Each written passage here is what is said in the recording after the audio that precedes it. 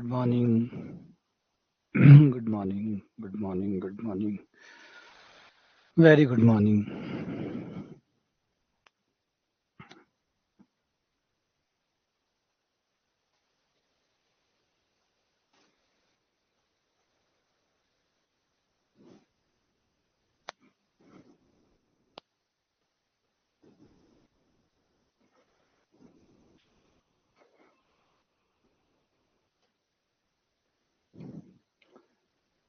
Good morning.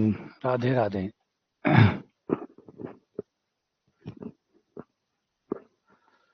Good morning. Very very good morning. आ जाओ, शुरू करते हैं। कल हमने लास्ट टाइम तक पढ़ लिया था व्रत की स्पर्श रेखा, व्रत का अभिलंब और स्पर्शी युग्म का समीकरण, मतलब दो स्पर्श रेखाएं जो खींची जाती है उनका एक साथ समीकरण। और आज हम चलेंगे उससे आगे। आज आएंगे स्पर्श रेखा की लंबाई पर। कि किसी बिंदु से अगर किसी दिए गए वृत्त पे स्पर्श रेखा खींची जाए तो उसकी लंबाई कितनी होती है। स्पर्श रेखा की लंबाई, लेंथ ऑफ द टेंजेंट। मान लो आपको एक वृत्त दिया हुआ है और उस वृत्त में आप किसी बिंदु से, कोई बिंदु है x1 y1, उस बिंदु से स्पर्श रेखा खींचते हैं। बिंदु का नाम P रख लेते हैं। आप स्पर्श रेखा खींचते हैं T तक। तो ये जो स्पर्श रेखा है, ये जो टेंजेंट है, इसकी लेंथ कितनी होगी।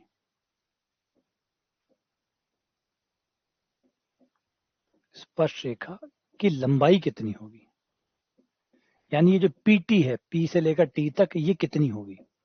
ये कैसे हम पता करेंगे कि दिए गए वृत्त में किसी बिंदु से खींची गई स्पर्श रेखा कितनी लंबी है, ये लंबाई कितनी है, ये अगर पता करना हो तो कैसे करेंगे। तो जवाब है बिल्कुल आसान है।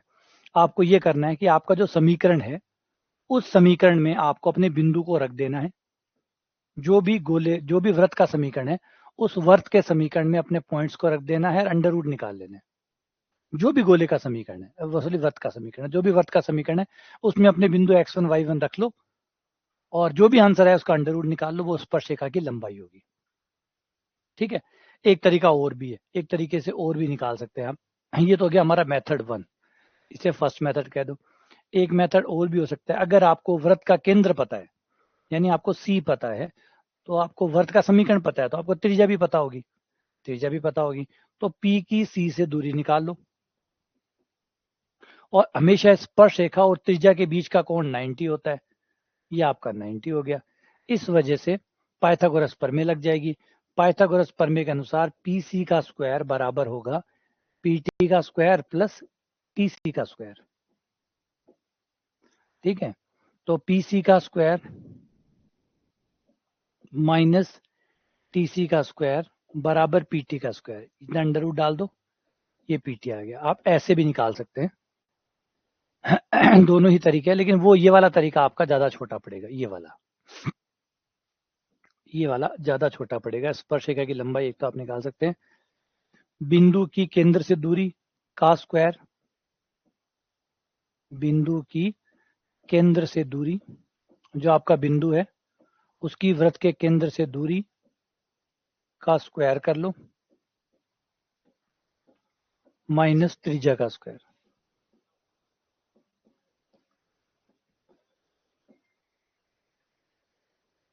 इससे आपको PT मिल जाएगा। ठीक है। आ जाओ आगे बढ़ते एक सवाल करते हैं जिससे बातें समझ में भी आ जाए। पहले स्पर्श रेखा युग्म का समीकरण।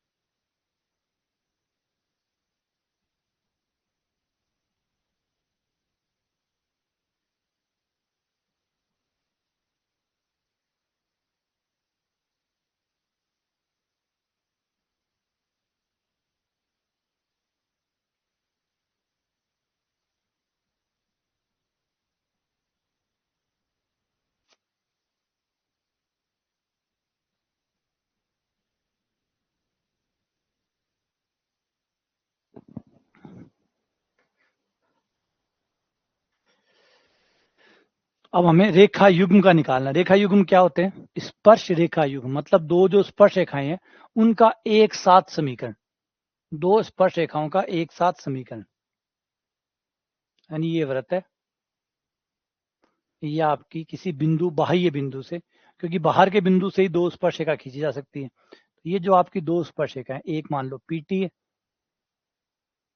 एक पीएस है, तो ये जो दोनों स्पर्श रेखाएं हैं इन दोनों का एक साथ संयुक्त समीकरण। संयुक्त समीकरण में कंफ्यूज मत होइएगा, संयुक्त समीकरण का मतलब दोनों को गुणा करके एक समीकरण बना लेना। जैसे आपके पास दो नंबर है, एक नंबर 2 है और एक नंबर 3 है, दोनों की गुणा करके आपने एक नंबर बना लिया। ये कुछ वैसा ही है, बस है नहीं। जब टुकड़े करोगे तो वापस आपको प्राप्त हो जाएंगे ये, जब आप टुकड़े करेंगे तो ये आपको वापस आपके 2 और 3 प्राप्त हो जाएंगे। डरने की बात नहीं है। संयुक्त समीकरण का मतलब होता है दोनों समीकरणों को मिला के एक समीकरण बना देना। कुछ गया नहीं है आपका, टुकड़े करोगे वापस अलग अलग हो जाएंगे। अभी चाहो तो कर सकते हो आप, लेकिन क्यों करेंगे, काहे करेंगे, इतने बेले थोड़ी हैं अपन। तो कैसे निकलता है संयुक्त समीकरण का समीकरण? संयुक्त समीकरण कैसे निकलता है, तो उसका फॉर्मूला बताया था, एक S(S1) बराबर टी स्क्वायर। पहले इसको समझना, ये बड़ा काम का फॉर्मूला है, बड़ा उपयोगी फॉर्मूला है। S(S1) बराबर टी स्क्वायर क्या होता है? एस वैसे लास्ट टाइम कल पढ़ा चुका हूं, लेकिन फिर से आप सवाल कर रहे हैं तो समझ में आ जाएगा अच्छे से। दो भी आपका वृत्त का समीकरण है वो एस कहलाता है। इसके सारे पदों को एक तरफ कर लो, ये आपका एस हो गया, x² प्लस y² माइनस 16, ये आपका एस हो गया। अब S1 क्या होता है? जो आपके बिंदु दिए हुए हैं, जो आपके पॉइंट दिया हुआ है उसको समीकरण में रख दो, इससे जो आएगा वो S1 कहलाएगा। S1 का मतलब x1 y1 को रख देने से जो बनता है वो S1 कहलाता है। तो ये आपके पॉइंट है 1 4, 1 4 समीकरण में रख दो, x की जगह 1, y की जगह 4, और देखो क्या आया, तो जवाब है 1 आया। बस ठीक है, ये S1 हो गया। अब अगला होता है t निकालना। t होता है स्पर्श रेखा का समीकरण। टी होता है स्पर्श रेखा का समीकरण। स्पर्श रेखा का समीकरण मतलब जो आपका वृत्त है उस वृत्त की स्पर्श रेखा का समीकरण। अगर वृत्त मूल बिंदु वाला है, तो कल पढ़ा था, अगर वृत्त मूल बिंदु वाला है तो x x1 y y1 minus R square होता है ना। और बड़ा वृत्त है तो फिर वो वाला लगा दो, है ना। स्पर्श रेखा का समीकरण x x1, बड़े छोटे दोनों के लिए पढ़ाया था। अगर मूल बिंदु वाला वृत्त है, बड़ा छोटा मैं किसको बोल रहा हूँ, बड़ा छोटे का मतलब नहीं वर्त बड़ा है छोटा है, मतलब समीकरण के आधार पे कह रहा हूँ। एक समीकरण होता है जिसका केंद्र मूल बिंदु होता है, उसका समीकरण होता है x² प्लस y² बराबर r²। एक होता है जिसका केंद्र मूल बिंदु के अलावा कहीं और है, कहीं और है तो पूरा समीकरण आएगा x² plus y² plus 2gx plus 2fy plus c। तो ये दोनों जो समीकरण है, दोनों ही समीकरण के लिए स्पर्श रेखा का समीकरण कैसे निकलता है उसका फॉर्मूला है, वो फॉर्मूला आपको उसके अकॉर्डिंग, वृत्त के अकॉर्डिंग लगा देना है। तो अभी तो ये समीकरण होगा x x1 y y1 minus r²। मान रख दो, x1 का मान 4 है, y1 का मान 1 है, नहीं, x1 का मान 1 है, y1 का मान 4 है, और r का मान, r² का मान 16 है। ये 16 आ गया, ये t आ गया। अब ये सारे मान यहां रख दो, s की जगह s का मान,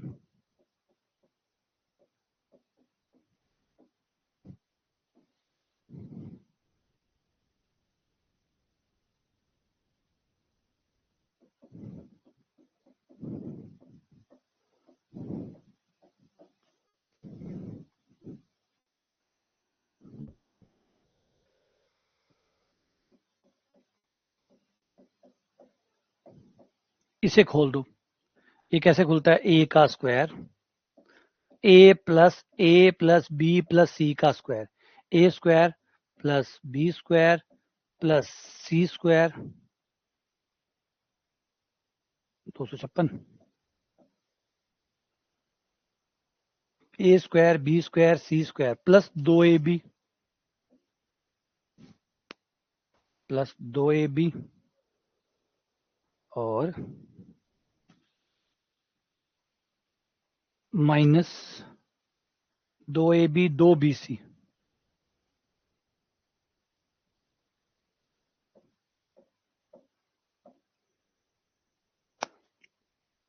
2ac। ये हो गया, x² से x² कट गया,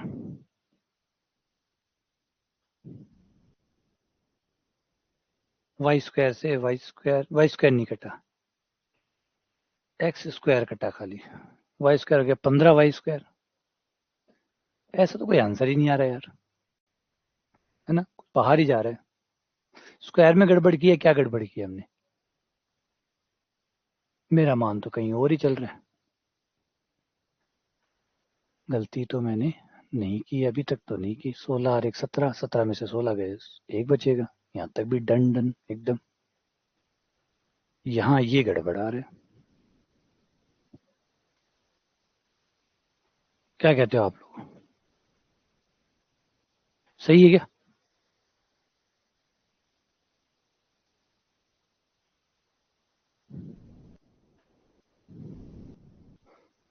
गड़बड़ तो कुछ दिख नहीं रही। चलो 15 वाई स्क्वायर इधर ले आते हैं सारे पदों को। 15 वाई स्क्वायर और 8 XY minus 144 Y minus 32 X। 16 इधर आ जाएगा, 256 में जुड़ जाएगा तो 72 हो जाएगा, 272। ठीक है ना, तो ऐसा कोई आंसर इनमें से है नहीं, तो इनमें से कोई नहीं वाला विकल्प हो गया। सही है। ये यार ठीक है। हो सकता है कई बार थोड़ा वियर्ड आंसर आता है, थोड़ा अजीब आता है, तो हमें लगता है कि यार इतना अजीब कैसे आ रहा है, लेकिन एक्चुअली में अजीब आंसर है ही इसका। अगला, नियामक वृत्त। आओ, डायरेक्टर सर्कल, ये बड़ा सुंदर सर्कल होता है। डायरेक्टर सर्कल बड़ा सुंदर सर्कल होता है। ऐसे सर्कल की कल्पना करिए। सर्कल की कल्पना नहीं करनी है आपको, सिर्फ ऐसे बिंदु की कल्पना करनी है और फिर उसको चलाना है। बिंदु की कल्पना करनी है, फिर उसको चलाना है। मान लो आपके पास एक वृत्त है, ठीक है, ध्यान से सुनिएगा क्योंकि बड़ी इंपॉर्टेंट डेफिनेशन है ये। और ये नियामक वृत्त आपका कभी पीछा नहीं छोड़ता, आप जितना पढ़ें। अभी हम 3D में जाएंगे ना, 3D में भी पढ़ेंगे, तो हमें वहां पे भी नियामक वृत्त, नियामक गोला मिल जाएगा। आज वृत्त मिल रहा है, कल गोला मिल जाएगा। तो ये नियामक बड़ा कमाल की चीज है। क्या चीज? आइडिया बहुत सिंपल सा है कि मान लो आपके पास एक वृत्त है,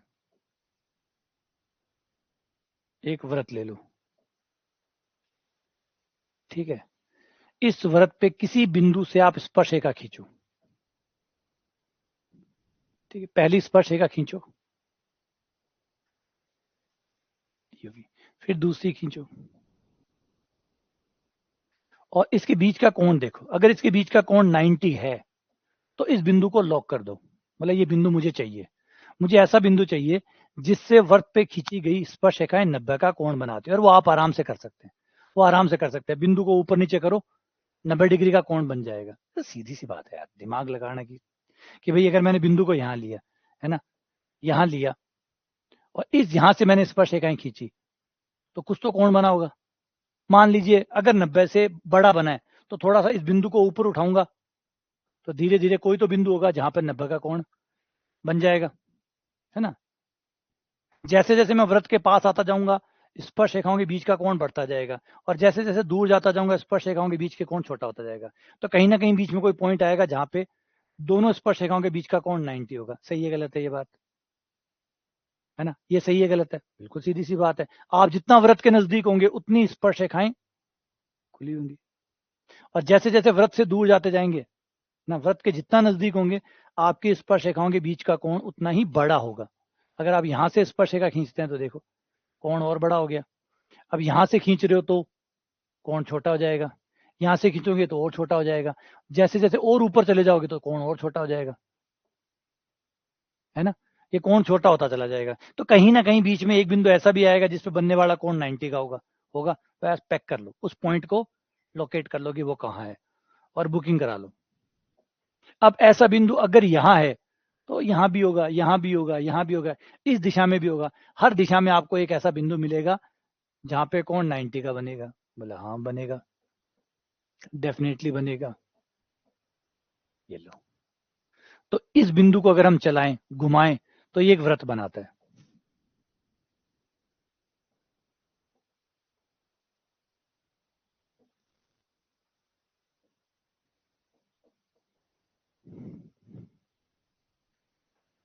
ये हो गया। अब इस वृत्त की क्या खास बात है दूसरे वृत्त की?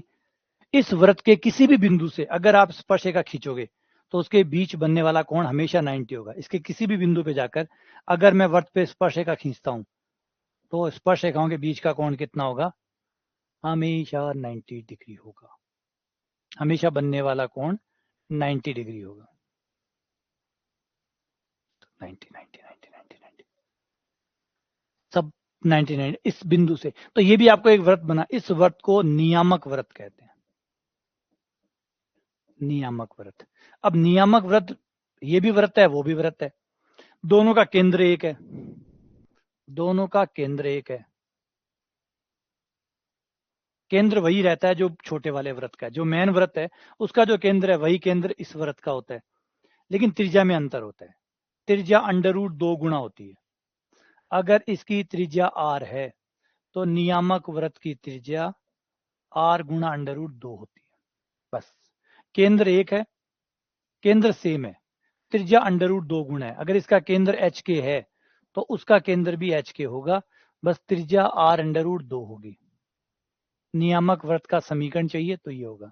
केंद्र वही यूज करो जो ओरिजिनल सर्कल के हैं। केंद्र वही रहेंगे, बस त्रिज्या r√2 आ जाएगी। ये लो, डन। ये नियामक वृत्त होता है। तो नियामक वृत्त क्या होता है? परिभाषा में बोले तो नियामक वृत्त वह होता है आपके दिए गए वृत्त के बाहर से किसी बिंदु, ऐसे बिंदु से स्पर्शरेखा खींची जाए जहां पे स्पर्शरेखाओं के बीच बनने वाला कोण 90 डिग्री हो। तो इस बिंदु का बिंदु पथ, ऐसा बिंदु कहां कहां हो सकता है, सबको मिलाया जाए तो जो बिंदु पथ बनता है वो नियामक वृत्त, क्योंकि वो बनता वृत्त है, वो वृत्त बनता है। तो ऐसे खास वृत्त को नियामक वृत्त या डायरेक्टर सर्कल कहते हैं। बनने वाला कोण 90 डिग्री होता है, 90 डिग्री। सही है, जमी बात जमी था यार,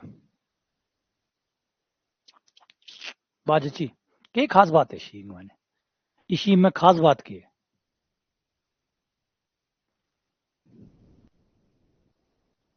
क्या कहते हो?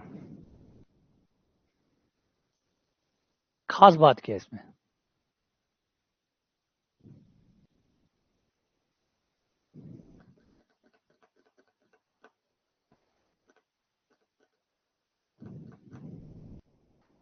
खास बात नोट करी आपने? ये नियामक वृत्त की बात क्यों कर रहे हैं ऐसे खास? देखो, हर चीज का कोई सेंस है, हर चीज का कोई सेंस है। ऐसा हमें क्यों चाहिए? ऐसा नियामक वृत्त हमें क्यों चाहिए? क्यों हम इसकी बात करते हैं? नियामक वृत्त में कमाल की बात आ जाती है, जो एक गौर करोगे वो ये है कि आपने बहुत कुछ मांग लिया बातों बातों में।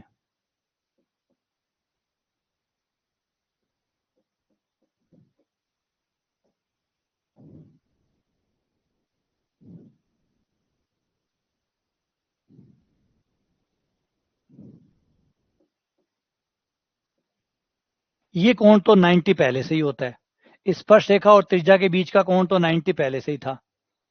ठीक है, आपने यहाँ पे भी 90 मांग लिया। अब यहाँ पे 90 मांग लिया तो ये भी 90 हो जाएगा। ये बेचारा फंस गया, ये भी 90 हो गया। चारों कोण 90 के हो गए। चारों कोण 90 के हो गए। ये दो कोण तो 90 थे ही परमे के अनुसार। स्पर्शरेखा और त्रिज्या के बीच का बनने वाला कोण 90 का होता है, वो 90 थे ही। ये दोनों 90 थे। ये दोनों कुछ भी हो सकते थे, लेकिन दोनों का जोड़ 180 होता था। आपने वो 90 मांग लिया तो केंद्र पे बनने वाला कोण भी 90 हो गया। अब चारों कोण 90 डिग्री है। अगर चारों कोण 90 डिग्री है, या तो ये आयत है या ये वर्ग है। आयत है या वर्ग है, तो ये दोनों बराबर है क्योंकि त्रिज्याएं हैं। ये दोनों बराबर है क्योंकि स्पर्शरेखाएं हैं। तो फिर ये तो चारों भुजाएं बराबर होंगी। ये तो वर्ग बन गया, ये तो एक वर्ग बन गया। तो अब जो बनेगा यहाँ पे, ये चारों चीजें मिलकर आपका एक वर्ग बना देंगी। यानी ये सब त्रिज्या के बराबर होंगी। त्रिज्या, स्पर्शरेखा भी त्रिज्या त्रिज्या त्रिज्या, ये सब त्रिज्या के बराबर होंगी। सही है, बात समझ में आई? सब त्रिज्या के बराबर होगी। पूरा का पूरा एक वर्ग बन गया, स्क्वायर बन गया। आपकी स्पर्शरेखाएं और आपकी त्रिज्या ने मिला के वो एक स्क्वायर बना दिया।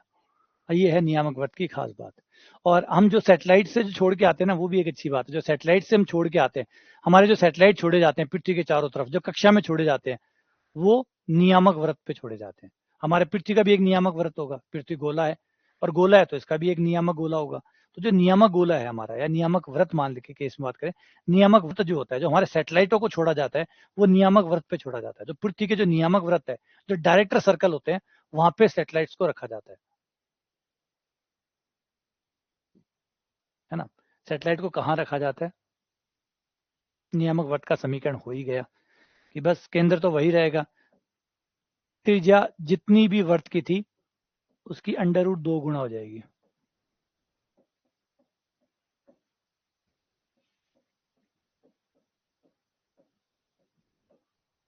√2 गुना हो जाएगा। ठीक है, x - h का स्क्वायर y - k का स्क्वायर बराबर √2r। आ जाओ आगे बढ़ते हैं।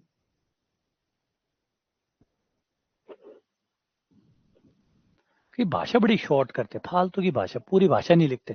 अभिलंब तथा व्रत के प्रतिच्छेद बिंदुओं का बिंदुपद। कौन से अभिलंब, किस अभिलंब की बात कर रहे हो भाई?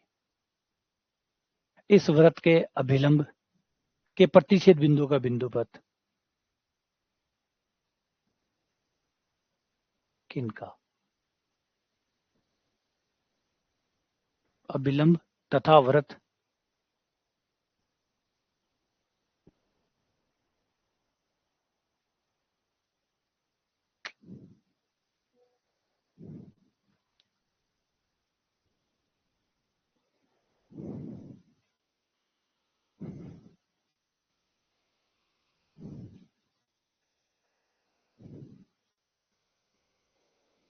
ये यहाँ पे अधूरा सा लिखा है। अभिलंब कौन सा अभिलंब? अभिलंब और वर्त के प्रतिच्छेद बिंदु। तो अभिलंब और वर्त के प्रतिच्छेद बिंदु तो खुद वर्त के ही बिंदु होते हैं। अभिलंब और वर्त के प्रतिच्छेद बिंदु तो व्रत के ही बिंदु तो होते हैं, क्योंकि व्रत के बिंदु अभिलंब के बिंदु जो उन्हें काटेंगे तो व्रत के बिंदु ही बनेंगे, तो वो तो व्रत के बिंदु हो गए। तो व्रत के बिंदु से क्या मतलब है? मतलब ही नहीं बना यार इसका। तो ऐसा कोई सवाल पूछता है क्या? कुछ तो थोड़ा बहुत तो ट्रिक ही लेते, कुछ तो अच्छा बताते हैं।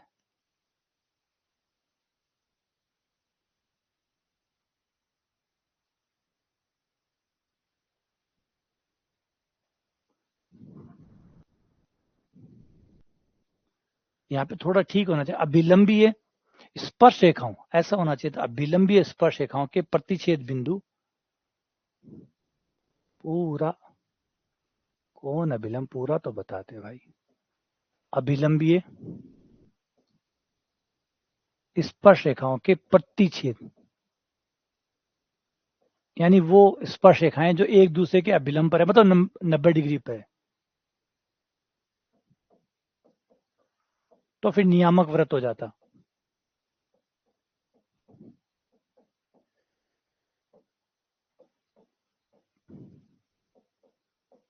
तो शायद इसकी भावना यही है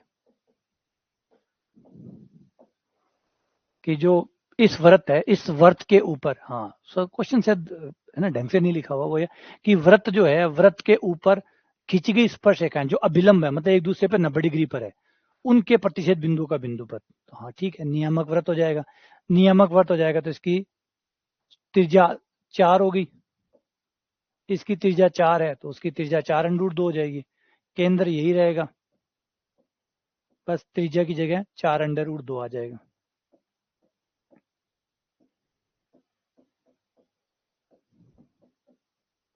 बत्तीस। अब ठीक लग रहा है, ये सुंदर लगा, ये बात ठीक लगी, है ना। तो शायद जल्दबाजी में ये सवाल बनाने वाले को भी जल्दी थी, जल्दी जल्दी बना गया। अब आ जाते हैं स्पर्शीय जीवाएं। ये स्पर्शीय जीवा क्या होती है, या वो नाम देख, इंग्लिश में क्यों है और हिंदी में क्यों है?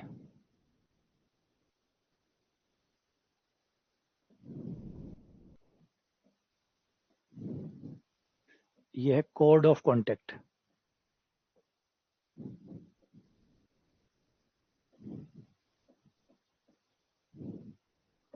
कोड ऑफ कॉन्टेक्ट, स्पर्शीय जीवा होता क्या है? जब आप व्रत पे 2 स्पर्श रेखाएं खींचते हैं, उस समय आप एक जीवा भी बना सकते हैं।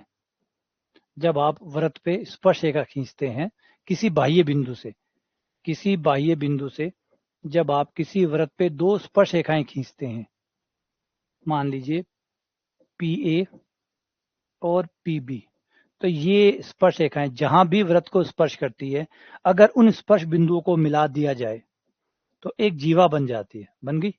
ये तो हो गई स्पर्श रेखा। स्पर्श रेखा 1, स्पर्श रेखा 2, स्पर्श रेखा 1, स्पर्श रेखा 2। और इन स्पर्श रेखाओं ने जहां टच किया वो स्पर्श बिंदु हो गए। ये हो गया स्पर्श बिंदु, ये हो गया स्पर्श बिंदु। दो स्पर्श बिंदुओं को मिलाने से जो बनी वो स्पर्श जीवा हो गई, है ना। खाली जीवा भी कह सकते थे, लेकिन मतलब भी तो निकलना चाहिए ना पूरा, कि भाई खाली जीवा नहीं है, कोई ऐसी वैसी जीवा नहीं है, ये जीवा है जो स्पर्श बिंदुओं को मिलाने से बनी है, उसको स्पर्श जीवा का है ना, सुंदर नाम लगता है। स्पर्श बिंदुओं को मिलाने से बनने वाली जीवा स्पर्श जीवा कहलाती है। स्पर्श बिंदुओं को मिलाने वाली जीवा।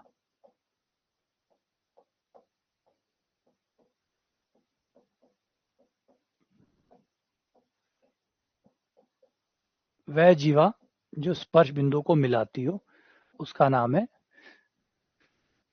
स्पर्शीय जीवा। कैसे निकलती है ये वैसे ही निकलती है जैसे आपकी स्पर्श रेखा का समीकरण निकलता है, बिल्कुल सेम फॉर्मूला है। स्पर्श जीवा का समीकरण निकालना हो, अगर आपके वृत्त का समीकरण ये है तो स्पर्श जीवा का समीकरण ये होगा।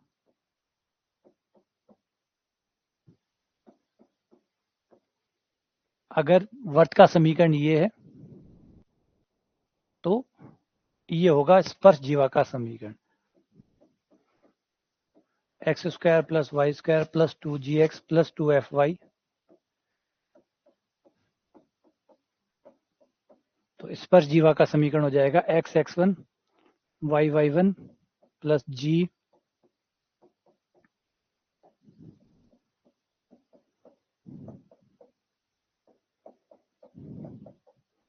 अब यहाँ पे आप लोग ऑब्जेक्शन उठा सकते हो कि ये तो स्पर्श रेखा का समीकरण है ना। आप लोग ये ऑब्जेक्शन उठा सकते हो, अधिकार है आपका, मूल अधिकार है ये कि आप ऑब्जेक्शन उठा सकते हो कि ये तो स्पर्श रेखा का समीकरण है, स्पर्श जीवा का समीकरण कैसे हो गया। तो जवाब है बिल्कुल सही। आपने बहुत सही सवाल पूछा।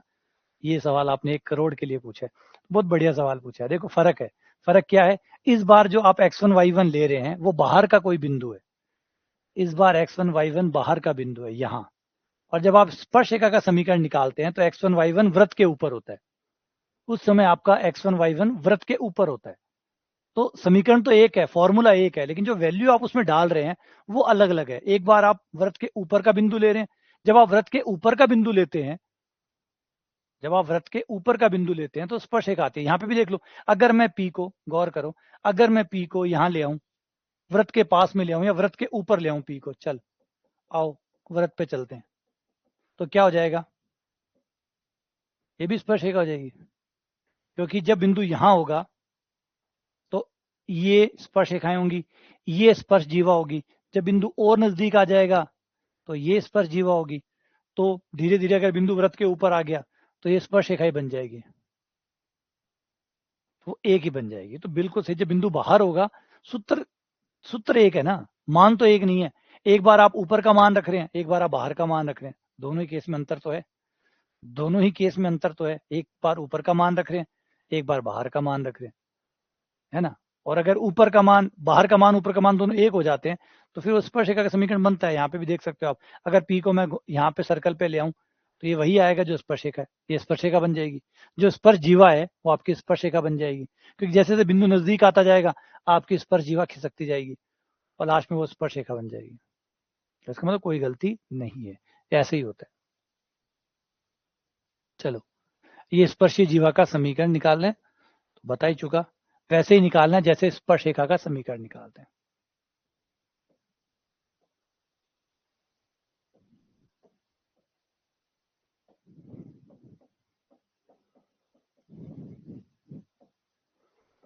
जो स्पर्श रेखा का समीकरण निकालने के लिए जो सूत्र आप यूज करते हैं उसी सूत्रों का इस्तेमाल करना है, कोई नए सूत्र की जरूरत नहीं है। कोई नए सूत्र की जरूरत नहीं है, वही सूत्र लग जाएगा। आ जाओ सवाल करते हैं। भाई ये कौन सा हो गया, सीधा 65, इससे पहले कौन सा था, 64 ही था, 65 ही आएगा।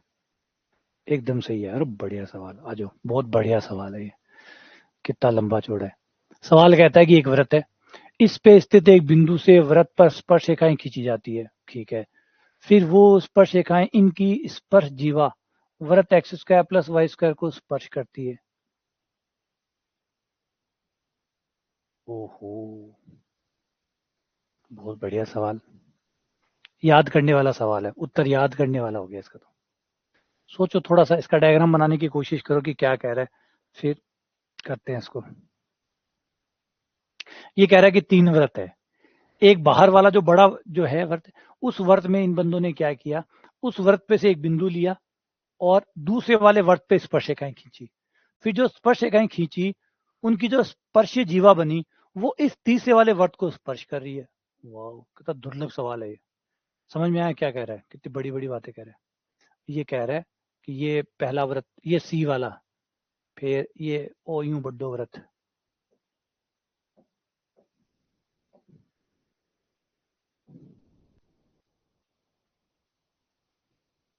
दो, और फिर एक और ले लो तीसरू,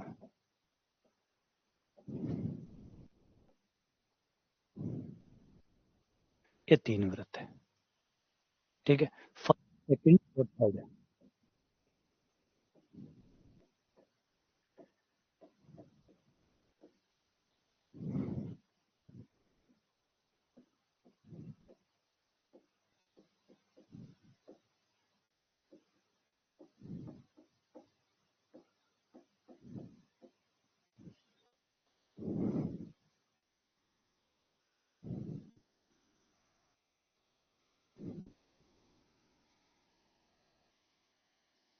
अब क्या हुआ कि जो बाहर वाला वृत्त है, इस पे से कोई पॉइंट लिया और इस पे से पॉइंट लेकर इस वाले वृत्त पे स्पर्शरेखा खींची।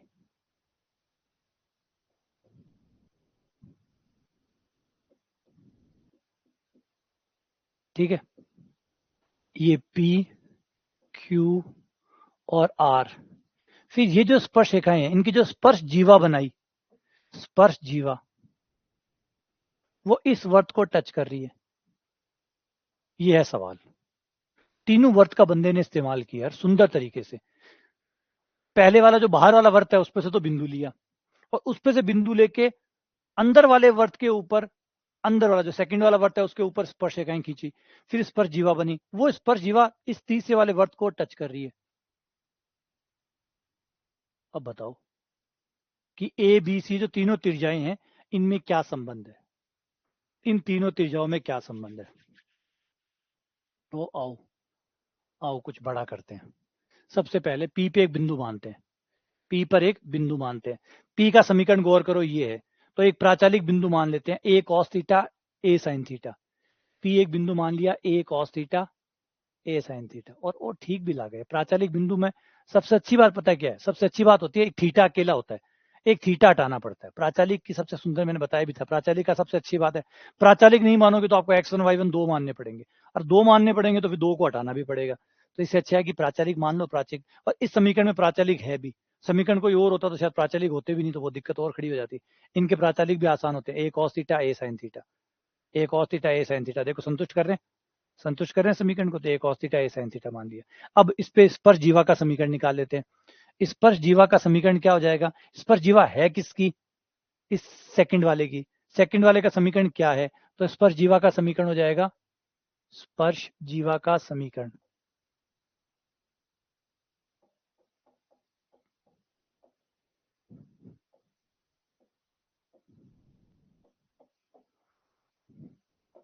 बराबर बी स्क्वायर, यही होता है। X x one Y Y one बराबर आर स्क्वायर, आर मतलब त्रिज्या, त्रिज्या यहाँ बी है तो बी स्क्वायर। मतलब त्रिज्या तो ए है, बी का है, ए त्रिज्या बाहर वाले की है। जिस वृत्त पे स्पर्शरेखा खींची जाती है, समीकरण उससे निकलता है, जिस पे स्पर्श जीवा खींची जाती है उसका समीकरण निकलता है, तो बी स्क्वायर काम आएगा। तो x x one Y Y one बराबर बी स्क्वायर, है ना।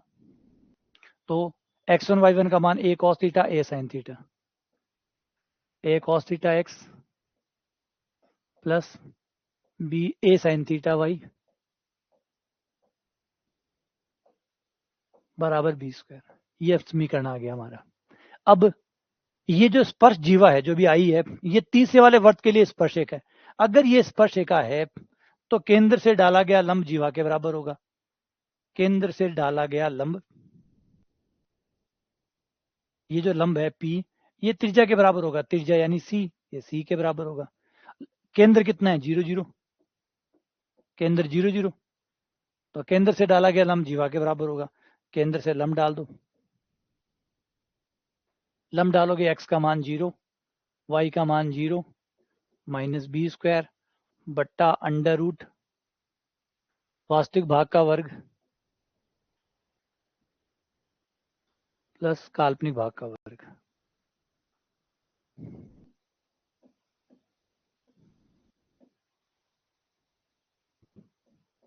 बराबर त्रिज्या, त्रिज्या C के बराबर है। a² कॉमन आ जाएगा, cos² sin² का मान 1 हो गया, ये b² बट्टा a हो गया, b² बट्टा a बराबर C, और b² बराबर आ गया AC।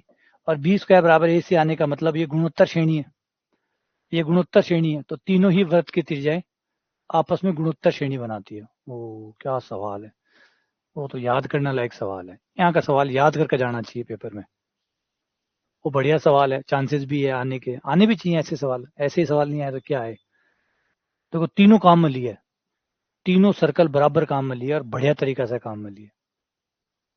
इसे सवाल है, नोट कर लो, एक डायरी का मायने ईशा सवाल है ना, नोट कर लेना चाहिए, क्योंकि इतना बढ़िया सवाल बनाए हुए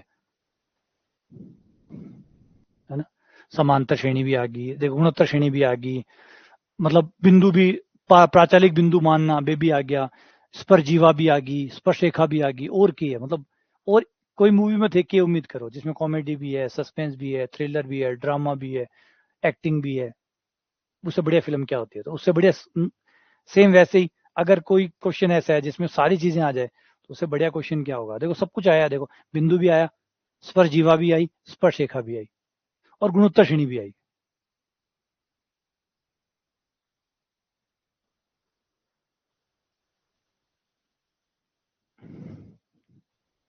ठीक है, अगला सवाल, अगली थ्योरी है, एक दिए गए बिंदु, एक बिंदु हमें बताया गया है, वो बिंदु क्या है, उस पर जीवा समधि, एक वृत्त है उसकी एक जीवा है, उस बिंदु पे समधि भाजित हो रही है, उस बिंदु पे समधि भाजित हो रही है, तो क्या उस जीवा का समीकरण निकाला जा सकता है?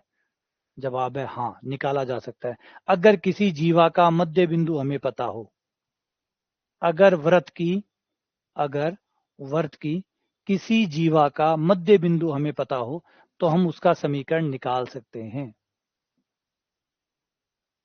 रिपीट कर रहा हूं, अगर किसी जीवा का मध्य बिंदु हमें पता है,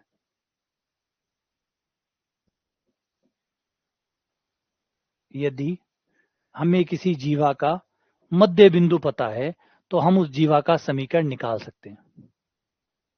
अगर किसी जीवा का मध्य बिंदु हमें पता है तो हम उसका समीकरण बता सकते हैं। खाली एक बिंदु से उसका समीकरण बता सकते हैं कि क्या समीकरण होगा, लेकिन वो बिंदु मध्य बिंदु होना चाहिए, उस जीवा का मध्य बिंदु होना चाहिए। अगर वो जीवा का मध्य बिंदु है तो उसका समीकरण निकाला जा सकता है। इस जीवा ए बी का समीकरण बराबर होगा टी बराबर S1। टी बराबर S1 क्या है, टी क्या होता है, स्पर्श रेखा का समीकरण। स्पर्श रेखा का समीकरण निकालने वाला जो फॉर्मूला है, उससे जो मान आए वो टी में रख दो। जो वृत्त का समीकरण है उसमें बिंदु रखने से जो आए वो S1 है, वो रख दो, टी बराबर S1 कर दो। इससे जो समीकरण बनेगा वो उस जीवा का होगा, उस जीवा का होगा। टी बराबर S1, इनको टी को और एस को एज ए फॉर्मूला समझो। टी फॉर्मूला है वो टी वाला, स्पर्श रेखा वाला जो फॉर्मूला है वो टी कहलाता है, जो वृत्त का फॉर्मूला है वो एस कहलाता है, वृत्त के समीकरण के अंदर बिंदु रखने पर जो आता है वो S1 कहलाता है। तो इनका अलग अलग इस्तेमाल करके अलग अलग समीकरण बनते हैं। तो अगर किसी का मध्य बिंदु आपको पता है जीवा का, तो आप उस जीवा का समीकरण निकाल सकते हैं, किसे, टी बराबर S1 करके। ठीक है, आ जाओ, जैसे भी ये क्वेश्चन है हमारे सामने है।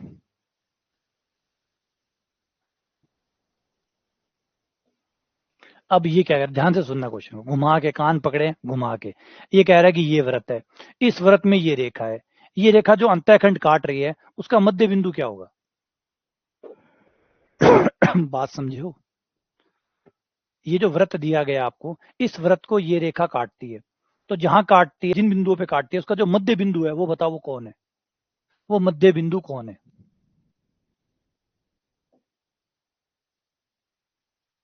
ये वृत्त, ये वो रेखा LX प्लस MY,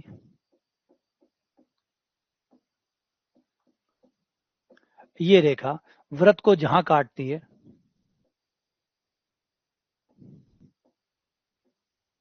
उसका मध्य बिंदु क्या होगा?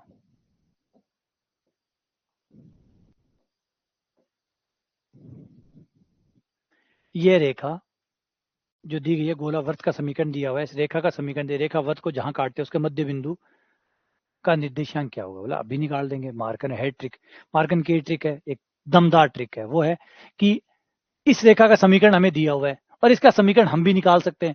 हम भी निकाल सकते हैं। कैसे? अगर मध्य बिंदु के निर्देशांक में x1 y1 मान लूं या h के मान सकता हूं, अगर x1 y1 मान लूं तो इस जीवा का समीकरण मैं भी निकाल सकता हूं, मुझे भी आता है निकालना। इस जीवा का समीकरण मुझे भी निकालना आता है। जीवा का समीकरण अभी पढ़ के आया हूं, ताजा ताजा ही। क्या इस जीवा का समीकरण t बराबर S1 होता है? होता है, अभी पढ़ के आए हैं। अगर जीवा का मध्य बिंदु आपको पता है, अगर जीवा का मध्य बिंदु आपको पता है तो समीकरण आप भी निकाल सकते हैं। तो एक समीकरण की क्या दरकार है, आप अभी निकाल सका। फिर आप क्यों निकाल रहे हैं? जब डेढ़ है फिर क्यों निकाल रहे हैं? फिर ही कहा था निकाल रहे हैं कि एक समीकरण हम निकाल लेंगे, एक समीकरण इसने दिया है, दोनों समीकरण है तो एक ही रेखा के, तो दोनों एक ही समीकरण है। एक ही समीकरण है तो तुलना करके x1 y1 बाहर आ जाएंगे, तुलना करके x1 y1 बाहर आ जाएंगे। ये होती है हमारी चालाकियां। चालाकियां बोले या ट्रिक बोले, ये ट्रिक होते हैं, गणितीय टूल्स है ये। गणितीय टूल यही होते हैं। एक चीज आपको अज्ञात है, एक चीज आपको ज्ञात है, दोनों को बराबर करके अज्ञात का मान निकालते हो। यही तो करते आए हैं सदियों से, सदियों से यही तो करते आए हैं कि अज्ञात चीज ज्ञात चीज दोनों को बराबर कर दिया, मान निकाल लिया। तो रेखा का समीकरण हमें दिया हुआ है, इसी का समीकरण मैं भी निकाल सकता हूं मेरे तरीके से। तो x1 y1 के हिसाब से t बराबर S1 हो गया। ये रहा हमारा t का समीकरण, हो जाएगा x1 plus y1 minus a²। S1 हो जाएगा, समीकरण में मान रख दो, x1 y1 माइनस a², ये कट गया। x1 x y1 y, इन सबको यहां ले आओ भैयाओं को, x1 का स्क्वायर प्लस y1 का स्क्वायर बराबर 0। अब हमारे पास ये समीकरण आया, इसने समीकरण ये दिया है। दो अलग अलग समीकरण तो नहीं हो सकते क्योंकि रेखा ही एक है, तो दो समीकरण कैसे हो सकते हैं? दोनों समीकरण सेम है। तो जब दो समीकरण सेम है तो इसे कहते हैं संपाती है। एक ही समीकरण है, एक ही समीकरण है तो गुणांकों का अनुपात बराबर होगा, गुणांकों का अनुपात बराबर होगा। जैसे इसका x का गुणांक, इसका x का गुणांक का अनुपात x1 बट्टा l बराबर y का गुणांक का अनुपात y1 बट्टा m बराबर अचर पद बट्टा n। जब दो समीकरण बराबर हो, दो समीकरण सेम हो, तो उनके x के गुणांकों का अनुपात बराबर होता है, y के गुणांकों का अनुपात बराबर होता है अचर पदों का अनुपात। अब बात समझ में आई सर? हर मनमैया करी उसी के x से x बराबर होगा, y से y बराबर होगा, z से z बराबर होगा, है ना? या दिमाग में अनुपात क्यों बराबर ले रहे? सीधे ही बराबर कर दो, x से x बराबर, y से y बराबर, z से z बराबर। आ रही है ना? आ जाओ। अब बात है ना, समझाऊं, अब बात जरूरी है ना? आई उसी बिल्कुल आई। जब दो समीकरण सेम है, जब दो समीकरण सेम है तो उनके x के गुणांक सेम होंगे, y के गुणांक सेम होंगे और अचर पद सेम होंगे, है ना? आई थरमन मायूसी। जो थारी मन की पहले अलग कर दे एक बार। अब आ देखो, आ समीकरण है, आ समीकरण और आ समीकरण एक है या अलग अलग है? पहले तो आ बताओ, ये दोनों समीकरण सेम है या अलग अलग है?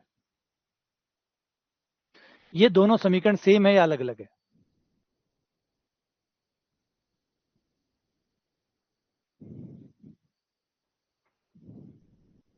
सेम है ना? तो x का गुणांक तो बराबर को नहीं। देखो, x का गुणांक बराबर को नहीं, अवतार के लिए अलग अलग है, अलग अलग को नहीं, एक ही है, सेम है।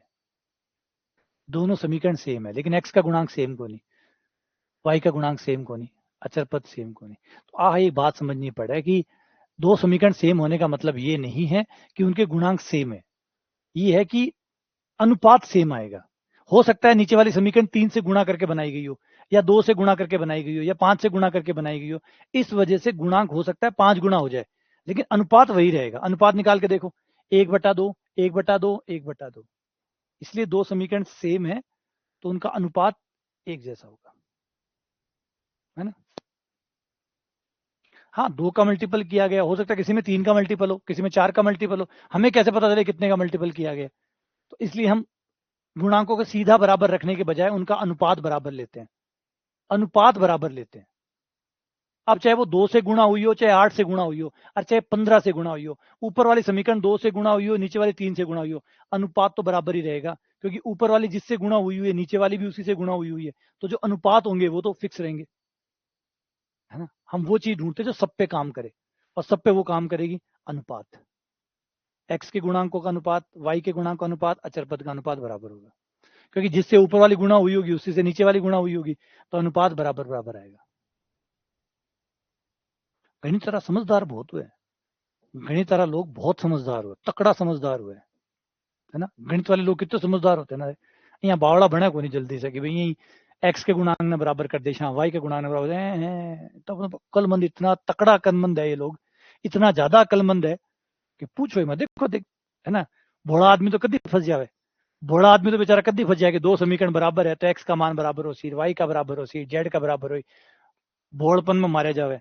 लेकिन गणित तारा समझदारा में भोड़ा में को नहीं आवे, तो मैं पहले से समझ के चले कि ऐसा हो सकता है, इसलिए अनुपातों को बराबर रखो, है ना। चलो, अरे ये मत समझो कि ये नीचे वाली गुणा हो सकती है, ऊपर वाली तो गुणा हो सकती है। ये लो 2x प्लस 2y प्लस 2 बराबर 0, और ये लो 3x प्लस 3y प्लस 3।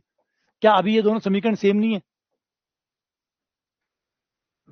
क्या अभी सेम नहीं है? अभी भी सेम है। अब सेम नहीं है, 2x प्लस 2y प्लस 2 बराबर 0, 3x प्लस 3y प्लस 3 बराबर 0, अभी भी सेम है। तो अभी भी सेम है, तो अभी भी गुणांक बराबर नहीं है, अभी भी गुणांक बराबर नहीं है। लेकिन फिर बात करो, अनुपात चेक करो, 2/3, 2/3, 2/3। तो अगर दो का अनुपात बराबर है तो इसका मतलब वो रेखाएं एक ही है, वो समीकरण एक है। आ जाओ, इसको बराबर में लैम्डा मान लेते हैं। x1 बराबर आ जाएगा l लैम्डा, y1 बराबर आ जाएगा m लैम्डा, और इसमें आ जाएगा x1 का स्क्वायर प्लस y1 का स्क्वायर बराबर आ जाएगा माइनस का n लैम्डा। ठीक है, बराबर में लैम्डा मान लिया, और x1 का मान निकाल लिया l लैम्डा, y1 का मान m लैम्डा, और x1 प्लस y1 का स्क्वायर बराबर माइनस n लैम्डा। ये x1 y1 का मान उठा के इसमें डाल दो और हल कर लो। x1 की जगह l square lambda square, y1 की जगह m स्क्वायर लैम्डा स्क्वायर बराबर माइनस n लैम्डा। लैम्डा काट दो, लैम्डा का मान निकल जाएगा माइनस n बटा L square plus M square. अब लैम्डा का मान रख के x1 y1 निकाल लो। x1 आ जाएगा माइनस एल बटा एन एल एन, और वो आ जाएगा एन एम एन, और नीचे आ गया एल स्क्वायर बटा एम स्क्वायर। ये आंसर आ गया। बढ़िया, सुंदर, अति सुंदर, बहुत सुंदर। क्लियर है? आगे बात समझे, क्या कहते हो?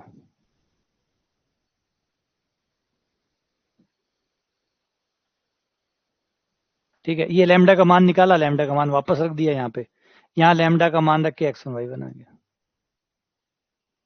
ठीक है, चलें आगे,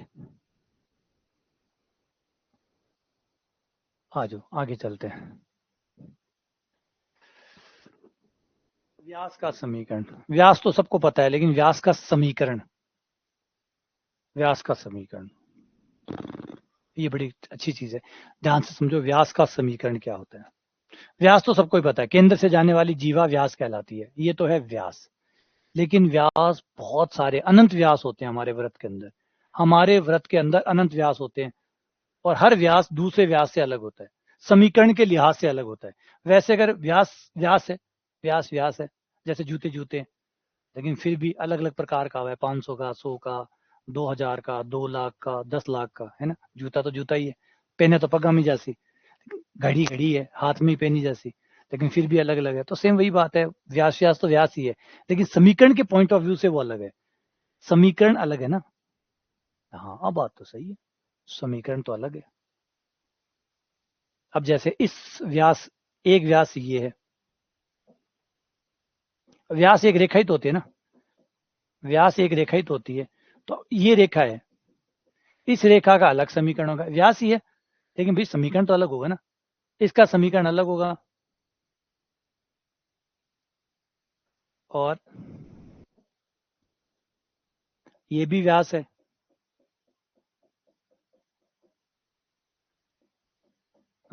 साफ दिख रहा है कि रेखाएं अलग अलग है, ये रेखा अलग है, ये रेखा अलग है। तो व्यास में भी अलग अलग, व्यास तो व्यास ही है, वैसे तो व्यास है, केंद्र से जाने वाली हर जीवा व्यास कहलाती है। लेकिन समीकरण के लिहाज से अगर देखें तो येलो वाली का अलग समीकरण होगा क्योंकि वो अलग रेखा है, ब्लू वाली का अलग समीकरण होगा क्योंकि वो अलग रेखा है, और यहीं से अगर हम पिंक खींचे तो वो अलग है।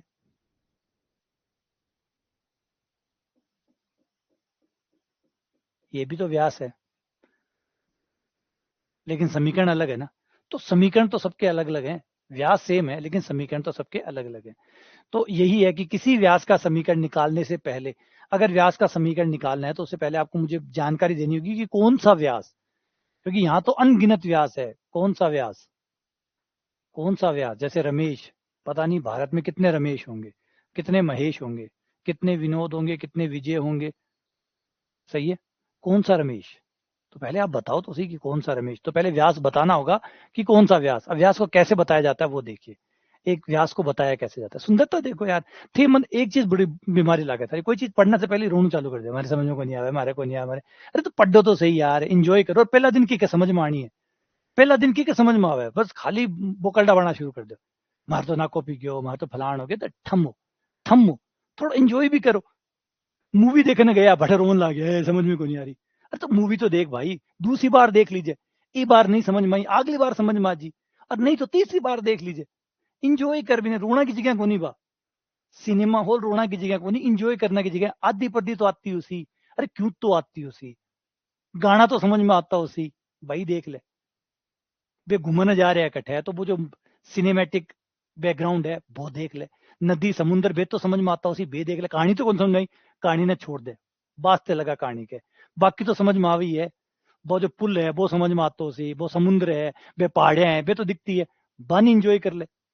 तो की रोना शुरू कर दो यार, टॉपिक टफ है, सम्मान करो इको, और टॉपिक टफ है, पहली बार में कोई के समझ में को नहीं, राणु भी को नहीं, और पहली बार आ जाता तो सगड़ा ही गणित लेर बैठ जाता, क्यों बाबड़ा इन्हें भी ना भागता, सगड़ा गणित लेर ही पढ़ लेता, सोच के देखो, सगले गणित पढ़ लेता, फिर गणित को नहीं पढ़ रहा है को मतलब कारण हुआ है कि कुछ तो टफ है ही, जदी धापेड़ा है।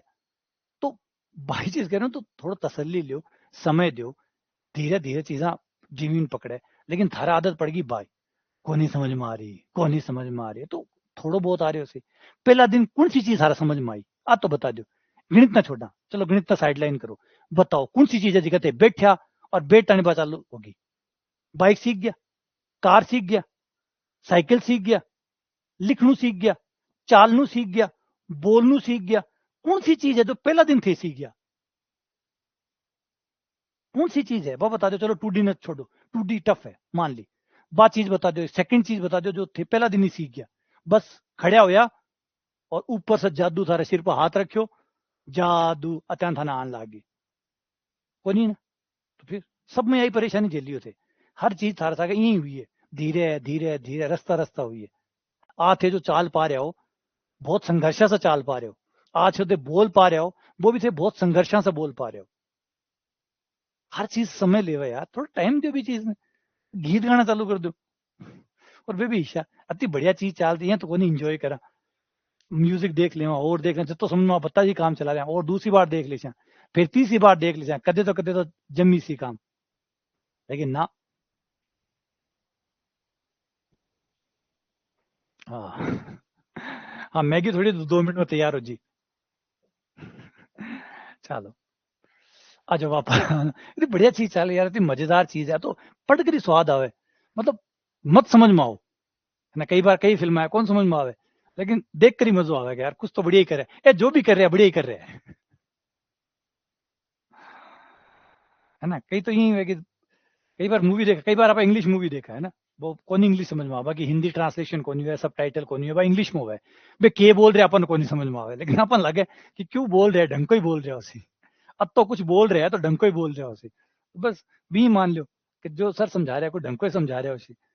तो व्यास कैसे निकलता है, आ जाओ व्यास पे बात करते हैं। किसी व्यास को तय कैसे किया जाए कि कौन से व्यास की बात हो रही है, तो उसके लिए एक सबसे अच्छा तरीका होता है कि आप एक जीवा खींचे, एक जीवा खींचे, मुझे एक जीवा बता दें पहले, कोई भी एक जीवा बता दे, और उस जीवा के समानांतर जीवाएं खींचे,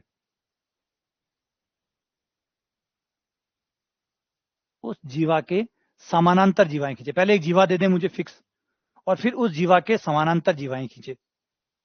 एक जीवा, पहले एक जीवा मुझे देनी होगी, पहले एक जीवा मुझे देनी होगी, एक जीवा दे दो, और उस जीवा, वो जो जीवा है उस जीवा के समानांतर जीवाएं खींचो, खींच दी। इन सारी जीवाओं का मध्य बिंदु पकड़ो, इन सारी जीवाओं का मध्य बिंदु पकड़ो,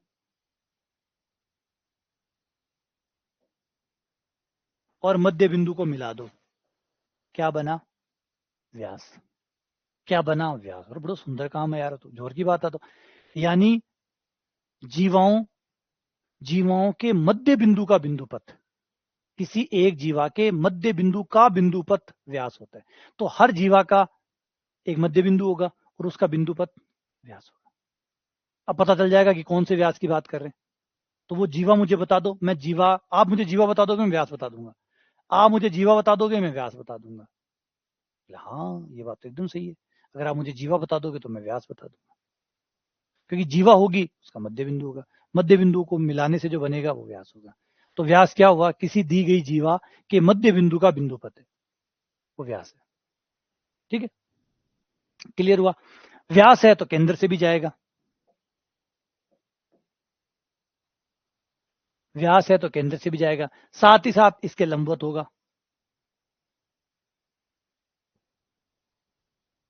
इसके लंबवत होगा। तो अब आ जाओ, अब हमें क्या कह रहा है कि ये जीवा दी गई है, इस जीवा वाला व्यास बताओ, इस जीवा वाला व्यास बताओ। ये जो जीवा है, इस जीवा से जो व्यास बनेगा वो बताओ। तो इस जीवा का जो भी व्यास होगा वो लंबवत होगा। पहली बात तो वो लंबवत होगा, लंबवत होगा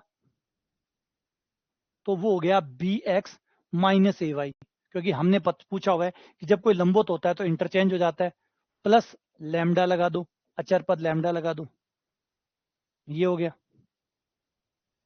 है ना। और एक बात और, जिनको भी अभी समझ में भी आ रहा है ना ये चीजें, जिसको भी समझ में आ रही है वो इसलिए समझ में आ रही है कि ये लोग सेकंड टाइम है, तभी तो मैं ये थोड़ी रहूं यार, मैं सात दिन क्यों 3 बार पढ़ना पड़ा है, 3 बार पढ़ना पड़ा है, मैं मजाक थोड़ी कर रही हूँ कि 3 बार पढ़ना पड़ा है। 3 बार एक खातर पढ़ना पड़ा है कि जब आप पहली बार गुजरते हो तो आपको ज्यादातर चीजें दिखती नहीं है, खुद से तो होने का सवाल ही नहीं उठता। जो करवा रहे हैं वो समझ में आ जाए, यही अपने आप में पहली फर्स्ट टाइम का लक्ष्य होता है। जब आप फर्स्ट टाइम कोर्स करते हैं उसका पहला टारगेट, अब थाना के थाना फर्स्ट टाइम में ही एग्जाम क्वालिफाई करना है, और एग्जाम भी क्वालिफाई कौन करना था, फर्स्ट टाइम में ही सीधो टॉपर मारू है, पहली बार में। इतनी ज्यादा एक्सपेक्टेशन थारी हमेशा रहे हुए, इस वजह से सारा दिमाग खराब रहे हुए, परेशान रहे हो, क्योंकि एक्सपेक्टेशन हमेशा ज्यादा होती है। कम एक्सपेक्टेशन थे देख रो को नहीं, मैं बार बार क्यों 3 बार करनी पड़ती, तीन थाना लगा मजाक करे यही बावड़ा बनावे, मैं तो एक बार में ना को प्या दिया, इस सर अपन यही बतावे, आपा तो एक बार में ना को प्या दिया, और सर ने दिखाशा देखो मैं एक बार में कर दी। तो ये मुझे नहीं दिखाना, आप ही परेशान होगे, फालतू की एक्सपेक्टेशन करने से आप ही परेशान होगे। ये कुछ ऐसा है कि मैं एक दिन जिम जाऊंगा और 7 दिन की जिम कर घर आ जशू, और जिम मारा ने दिखा देशू, मतलब एक दिन आयो 7 दिन को काम पूरा। अब अगला भाई जी तो अगला सोमवार नहीं आओगा, अब ये सोमवार आया और अगला सोमवार ना होगा, फिर अगला सोमवार से अगला सोमवार ना होगा, महीना में 4 ही बार आओगा, और 6 पैक और सब सागी ले रहा होगा। तो बेवकूफी बात है, कोई दम है इसमें? नहीं, ये बेवकूफी है, करते रहो। और वरना तो 3 बार आपका टाइम लेगा लेगा। फर्स्ट टाइम का टारगेट सिर्फ इतना होता है कि आप कोर्स करेंगे, आप देखेंगे कोर्स में क्या है, कौन वृत्त है, कौन केंद्र है, कौन त्रिज्या है, कौन व्यास है, और जो गुरुजी करवा रहे हैं वो समझ में आ जावे तो ही बड़ी बात है बस। अब तो टारगेट हुआ फर्स्ट टाइम को, क्या सर जो करवा रहे हैं वो आपने समझ में आ जावे। आप अगर भी ज्यादा समझ में आ रहे हो तो बहुत बढ़िया बात है, बहुत सुंदर बात है, लेकिन भी से कम नहीं आना चाहिए। और फर्स्ट टाइम का टारगेट है, सेकंड टाइम का टारगेट हुआ आप सवाल कर पाए, हम खुद कर पाए, 10 में से 2 3 4 हम कर पा रहे हैं, मतलब सेकंड टाइम का टारगेट पूरा हुआ। थर्ड टाइम का टारगेट होता है जब आप 10 में से 6 5 6 सवाल आप कर पाते हैं, प्लस स्पीड अच्छी होती है, जल्दी से सवाल समझ में आ जाता है, बातें जल्दी समझ में आती है। ये थर्ड टाइम होता है, और थर्ड टाइम में आप सिलेक्शन ले लेते हैं। ठीक है, आ जाओ वापस से। B X minus A Y plus lambda बराबर 0, क्योंकि ये इस जीवा के व्यास जो होगा वो इस जीवा के लंबवत होगा, ये लंब वाली शर्त, लंबवत में बदल देते हैं और अचर पद बदल देते हैं। अब जो भी व्यास होगा वो केंद्र से तो जाएगा ही, और इस वृत्त का केंद्र है माइनस का जी और माइनस का एफ है, इसका केंद्र है माइनस जी और माइनस एफ, तो रख दो माइनस जी और माइनस एफ।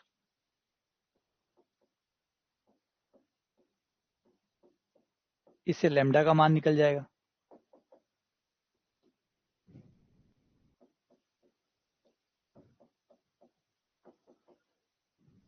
लैम्डा बराबर बी जी माइनस एफ, ये लैम्डा आ गया। लैम्डा का मान वापस रख दो। और याद होगा हमने एक सीधा भी निकाला था, कोई रेखा लंबवत है और किसी रेखा के लंबवत है प्लस x1 y1 से जाती है, तो उसका समीकरण है ना, एक डायरेक्ट भी निकाला था हमने।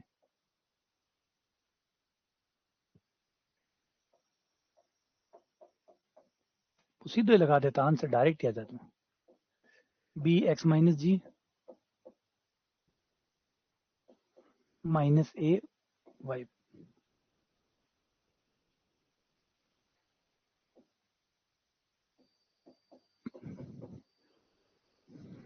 है ना।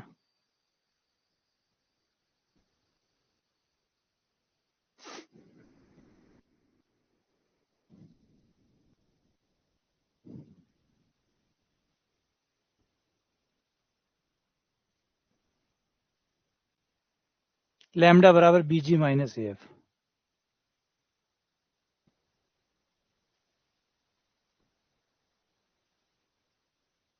तो ये कौन सा आंसर हुआ?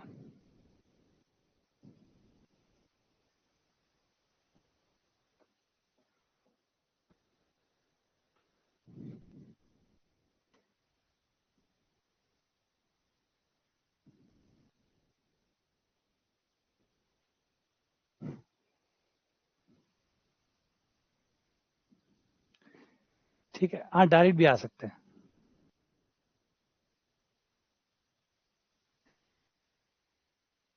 हमने व्यास की परिभाषा तय की है ना, व्यास की परिभाषा ये तय की है कि भाई व्यास रहेगा हमारी जीवाओं का, एक दी गई जीवा के समांतर जीवाएं खींचकर उनका जो मध्य बिंदु है उसका बिंदु पथ व्यास रहेगा, ताकि वो एकदम क्लियरली रहे कि भाई कौन सा व्यास। मेन प्रॉब्लम यहाँ थी आइडेंटिफाई करना कि ये वाला व्यास या ये वाला व्यास या ये वाला व्यास, कौन सा वाला व्यास, क्योंकि व्यास तो बहुत सारे हैं। तो उसको परिभाषित करना कि व्यास कौन सा व्यास। देखो हर टाइम आप एक प्रॉब्लम को डील कर रहे हैं, एक प्रॉब्लम को सॉल्व कर रहे हैं। प्रॉब्लम क्या थी? व्यास तो सारे ही व्यास है। अगर आपको सिर्फ व्यास करना है, जैसे जूता है तो जूता जूता ही है, लेकिन जब आप खरीदने जाते हैं तो आप डिसाइड करते हैं भाई 500 वाला लूंगा, 5000 वाला लूंगा, 50,000 वाला लूंगा, ये वाला लूंगा, वो वाला लूंगा। तो वो आइडेंटिफाई तो करते हैं ना आप कि कौन सा आप खरीदेंगे। तो सेम वही बात है, व्यास तो व्यास है। लेकिन जब आप ये जानना चाहें कि व्यास का समीकरण मुझे निकालना है, तो आपको पता करना पड़ेगा कि कौन सा व्यास है। तो उसको परिभाषित कर रहे हैं कि भाई ये जो व्यास है ये कौन सा व्यास है। आइडेंटिफाई नंबर जिसको देते हैं वो। तो कोई भी व्यास जब आप निकालेंगे तो वो जीवा के, एक जीवा होगी, हर जीवा से जुड़ा हुआ एक व्यास होता है, हर जीवा से जुड़ा हुआ एक व्यास होता है। ठीक है। पैरेलल व्यास से फिर समीकरण में दिक्कत आ जाएगी, फिर समीकरण नहीं निकलेगा। अगर मान लो हम कहते ये व्यास है इसका, ये यहां से गया, ये व्यास हो गया, तो समीकरण हमें परेशान करेगी।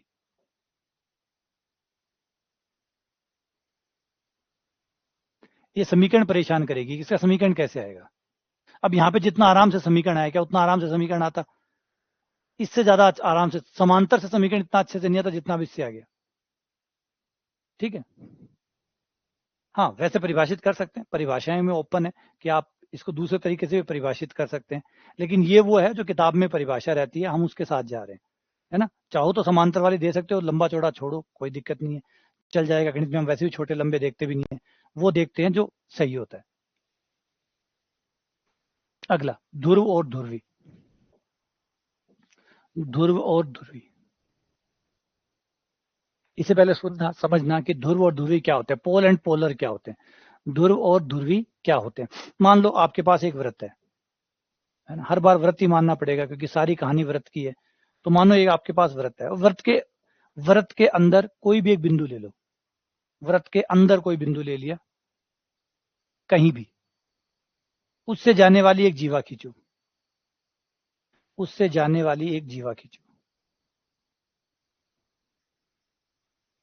और वो जो जीवा हो, वो जीवा जहां भी वृत्त को काटती हो उन बिंदुओं पे स्पर्शरेखा खींचो।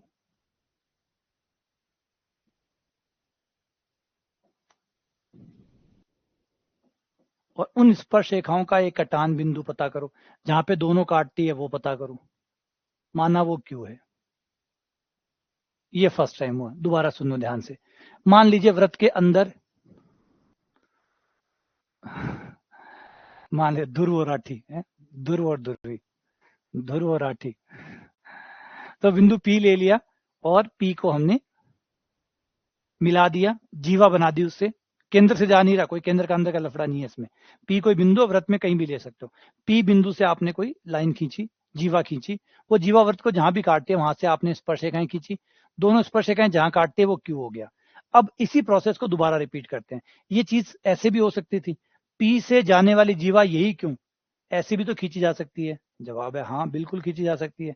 ऐसे खींचेंगे, फिर उस पर स्पर्शरेखा खींचेंगे, उन स्पर्शरेखाओं का प्रतिच्छेद बिंदु यहाँ आएगा, बोला हाँ आएगा, डन। फिर किसी ने कहा कि ऐसे क्यों, ऐसे भी तो हो सकती है कि स्पर्शरेखा जो जीवा है वो जीवा यूं खींचे, फिर उन बिंदुओं पे स्पर्शरेखा खींचे और उनका कटान बिंदु लें। जवाब है हाँ, लेते जाओ। ये जितनी भी संभावनाएं हैं सारी ट्राई कर लो। सारी ट्राई करने के बाद जितने भी क्यू बिंदु आए सबको मिला दो। जब हम सबको मिलाएंगे तो हम पाएंगे कि एक रेखा बन रही है। हम सारे क्यू को मिलाएंगे, जितने भी क्यू है सबको मिलाएंगे तो हम पाएंगे कि एक रेखा आ रही है। तो ये जो रेखा है ये ध्रुवी कहलाती है। और वो जो सब करवा रहा है वो ध्रुव है।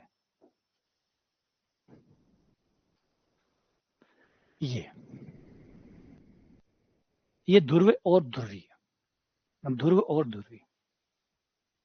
क्लियर है, ध्रुव और ध्रुवी। ध्रुव क्या एक बिंदु है ना। क्लियर हुआ ये बात, अब बात समझ में आएगी। वैसे परिभाषाएं ध्रुव और ध्रुवी की और भी बहुत सारी है, और भी कई ध्रुव ध्रुव की परिभाषाएं बिंदु की शक्ति के आधार पर भी दी जाती है, बिंदु की शक्ति के आधार पर भी परिभाषा दी जाती है, लेकिन वो सारी एक सी है। एक इससे हमारा काम चल जाएगा, ज्यादा माथापच्ची क्यों करा, कम में ही काम चला दें।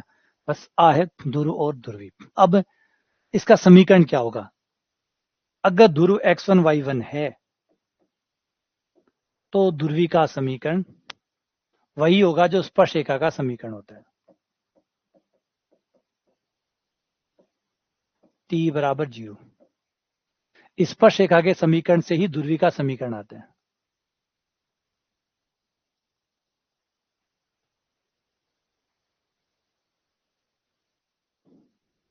ठीक है, तो ध्रुवी का समीकरण वैसे ही आएगा जैसे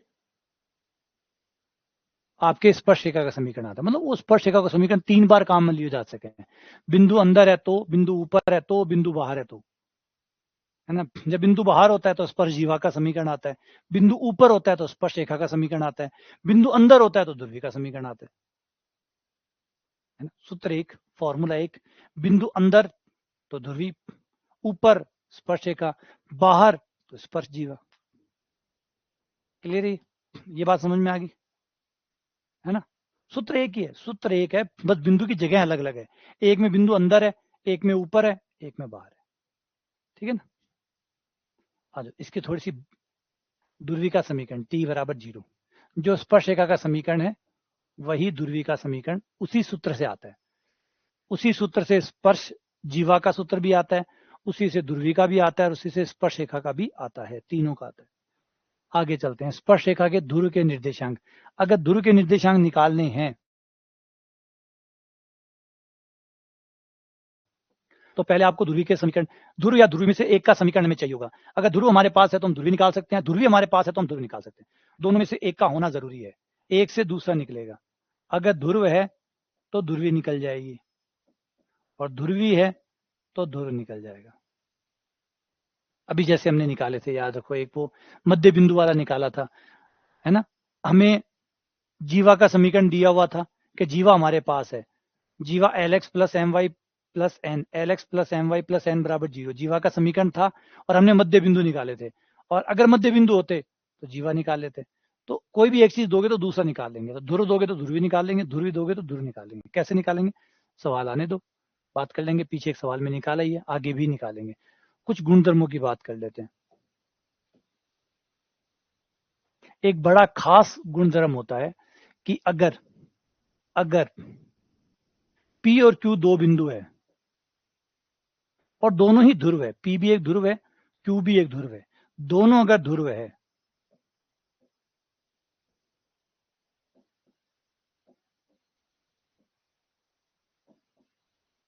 तो P की ध्रुवी से Q जाएगा और Q की ध्रुवी से P जाएगा। P Q की ध्रुवी पर होगा और Q P की ध्रुवी पर होगा। अगर P और Q दो बिंदु है तो जो Q की ध्रुवी होगी उससे P जाएगा और P की ध्रुवी से Q जाएगा। ये संयुग्मी होते हैं, ये संयुग्मी होते हैं कि P का ध्रुवी, P ध्रुव हो गया और P की जो ध्रुवी होगी उस पर Q आएगा और Q की ध्रुवी पर P आएगा। ये दोनों एक दूसरे के अपोजिट रहते हैं, जिसे संयुग्मी कहते हैं, कॉन्जुगेट कहते हैं,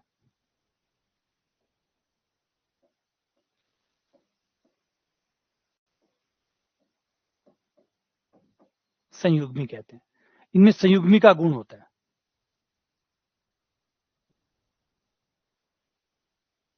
फोर्थ एंगल जीरो कहां हुआ? चौथा एंगल जीरो कहां हुआ? कहां फंस रहे हो अवतार? कहां 180? चतुर्भुज में एक कोण 180 का कैसे हो सकता है? चतुर्भुज में एक कोण 180 का कैसे हो सकता है? कल्पना करो, सोचो। अगर एक कोण चतुर्भुज के अंदर 180 का हो गया तो चतुर्भुज बनेगा कैसे? चतुर्भुज का अगर एक कोण 180 का हो गया तो चतुर्भुज बन कैसे सकता है?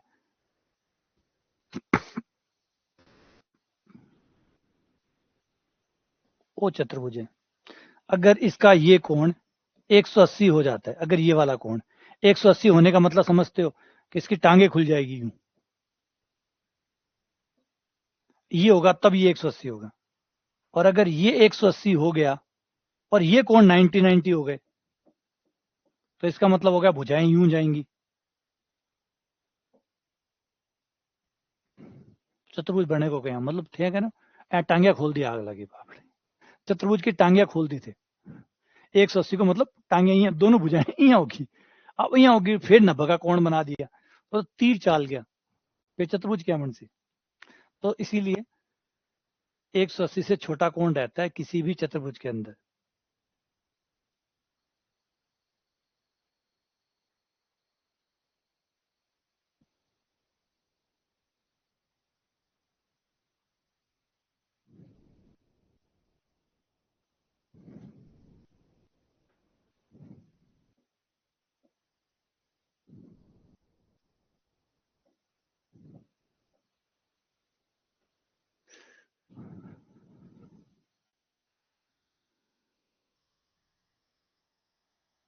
ट्रायंगल भी कैसे हो जाएगा?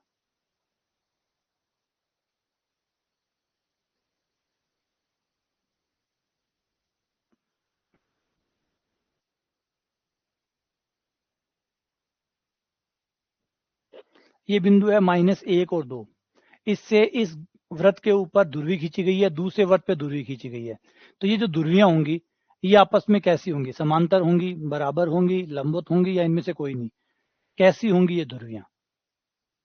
ये धुर्वियां आपस में कैसी होंगी? अगर -1 2 से पहले वृत्त पे और दूसरे वृत्त पे दोनों पे धुर्वियां खींची जाए तो वो धुर्वियां कैसी होंगी?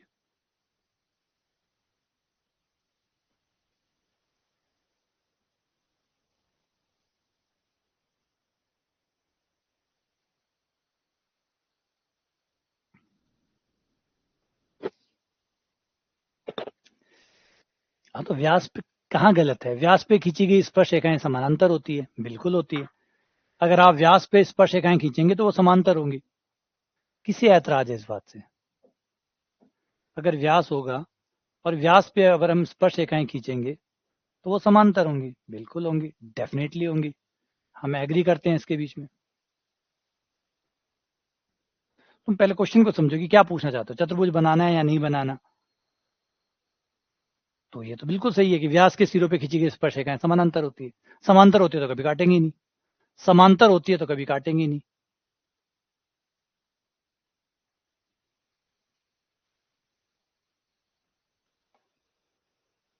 ठीक है, क्या होगा?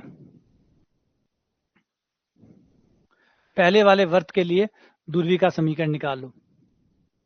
दूरवी का समीकरण के लिए हमें जी, एफ और सी चाहिए होगा। जी का मान 0 है क्योंकि एक्स का कोई पद ही नहीं है, एफ का मान 3 है, सी का मान 7 है। ये आ गया जी, एफ और सी। नीचे वाली से भी निकाल लो, जी का मान 3 आ जाएगा, एफ का मान इसमें 0 है, सी का मान 3 है, सी का मान 1 है। तो पहले इसके लिए निकाल लेते हैं। दूरवी का समीकरण बड्डो सारो हुआ है, x x one plus y Y one plus z plus g x plus x one plus f y plus y one plus c. ये पहले फर्स्ट वाले से यूज करूं, x1 का मान 1, y1 का मान 2, g का मान 0, f का मान 3, y plus y1 2 plus c का मान 7 बराबर 0। ब्रैकेट खोलने पर minus x plus 5y minus x plus 5y 6 7 13। ये आ गया पहले वाले वर्त के सापेक्ष ध्रुवी का समीकरण। अब निकालते हैं दूसरे वाले के सापेक्ष। x1 का मान -1, y1 का मान 2, g का मान इस बार 3 होगा, x माइनस x1, f का मान 0 होगा, c का मान 1 होगा बराबर 0। 3x minus 1 2x plus 2y और -3 और 1 माइनस 2 बराबर 0। 2 का भाग देने पर x प्लस वाई बराबर 1। क्या ये दोनों रेखाएं सेम है? नहीं। सेम है? नहीं, बिल्कुल भी सेम नहीं है। क्या ये समानांतर है? नहीं, दोनों की ढालें बराबर नहीं है। क्या ये लंबवत है? नहीं, लंबवत भी नहीं है। जवाब है इनमें से कोई स्थिति में नहीं है। ना ये समानांतर है। समांतर है, क्या ढालें बराबर है? नहीं, ढालें बराबर नहीं है। ढाल निकाल लो। अगर इससे मैं ढाल निकालता हूं तो इससे ढाल आएगी मेरी 1/5 x 13/5। इसकी ढाल आई 1/5 और इसकी ढाल आएगी -1।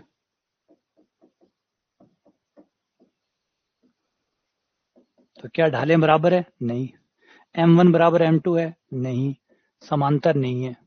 क्या m1 गुणा m2 बराबर -1 है? नहीं, पर लंबवत भी नहीं है। ना समानांतर है ना लंबवत है। बराबर है क्या? बराबर भी नहीं है। क्या x के गुणांकों का अनुपात, y के गुणांकों का अनुपात और अचर पदों का अनुपात बराबर है? गुणांकों का अनुपात बराबर है? नहीं, बराबर नहीं है। तो रेखाएं बराबर भी नहीं है। तो ना समानांतर है ना लंबवत है ना बराबर है, मतलब दो रेखाएं हैं बस, कोई आपस में रिलेशन नहीं है। अतः इनमें से कोई नहीं ही सत्य है। तो अब बात जमगी। बस इसी के साथ मिलते हैं अगली क्लास में। ठीक है, इस क्लास को विराम देते हैं और इसके बारे में गोल व्रत अभी काफी है, व्रत अभी और भी अलग है व्रत तो बड़ो है। वर्थ ही वर्थ, वर्थ ही वर्थ, वर्थ ही वर्थ। वर्त बाकी है। वर्त सबसे बड़ो टॉपिक आमा वर्त है। सरलरेखा और व्रत ये दो सबसे बड़ा है। बाकी तो जो अति परवलय थोड़ा सा बड़ा है फिर भी। बाकी दो टॉपिक अति परवलय दिग्वर्त तो छोटा ही है। सरल रेखा और व्रत ये दोनों ही बड़े टॉपिक हैं। और 2D सही में बहुत बड़ी है। या तकरीबन अभी तक कितनी क्लास होगी? 14 क्लास हो चुकी, 28 कंप्यूटर 14 क्लास में अभी तक आप व्रत तक पहुंच गया। 14 क्लास हो चुकी और आप व्रत तक पहुंचा। यानी व्रत में भी अभी व्रत कुल आएगा, मतलब फैमिली आएगी। फैमिली तो आई को नहीं, अभी तो व्रत अकेलो चाल रहे पर परिवार ने तो ले आई को नहीं। अभी तो ये अपनी फैमिली को लाएगा। फैमिली को लाके स्पर्श रेखाएं खिंचवाएगा, कटवाएगा, 2 वर्ष से गुजरने वाला व्रत निकलवाएगा। अभी तो वो चीजें हो रहेंगी, वो तो अभी आई नहीं है। फैमिली तो आई नहीं है, फैमिली तो बाकी है। व्रत की फैमिली आएगी, फिर बाद में परवलय, दिग्वर्त, अति परवलय, फिर वो आएंगे। जबकि 14 क्लासेस तो अभी हो चुकी हैं। तो सोचो अभी ये कितना और जाएगा।